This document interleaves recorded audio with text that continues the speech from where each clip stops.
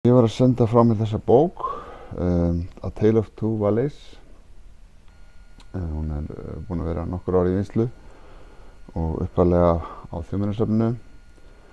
En síðan varð til eiginlega verkefni upp úr þessum stúdíum sem heitir tvídæla, við kallum það tvídæla á íslensku. Það er öndvegisverkefni og það eru margir, þetta er svona alþjóðlegt verkefni, það er ekki bara Íslendingar sem sinna því, og þannig að okkur fannst alveg tilvalið að gefa út þessa ritgerð sem hafði voruð til hérna á Þjóðminjasafninu og þetta er semst orðinu úr þessu bók. Hún fjallar stéttagerð í 2 dölum á Norðurlandi, nánar tiltekið Svarfaðardal og Hörgárdal við Eyjafjörð, og við erum að skoða þessa stéttagerð frá landnámi og fram yfir svartadauða. Og það er margt sem gerist á þeirri leið og mjög spennandi stúdía. Við erum að sjá það sem við höldum að séu, sjálfseignarbændur til að byrja með. Þeir sem að setjast að, þeir virðast allir vera með eigin rekstur, og það stendur bara alllengi.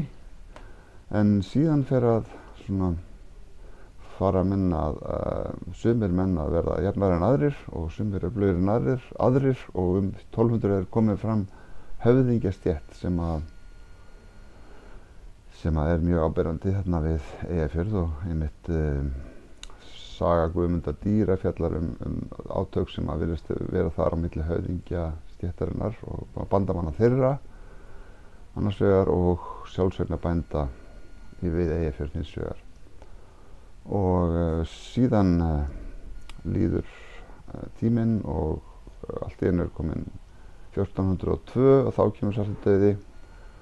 Þá verða mjög mikla breytingar, blómlegt samfélag, mjög þéttbýlt svæði, það hrynur og eftir verður hálfgerð beinagrind, samfélag sem er nánast komið aftur á landnámsöld hvað varðar mannfjölda og umsvif samfélagsins.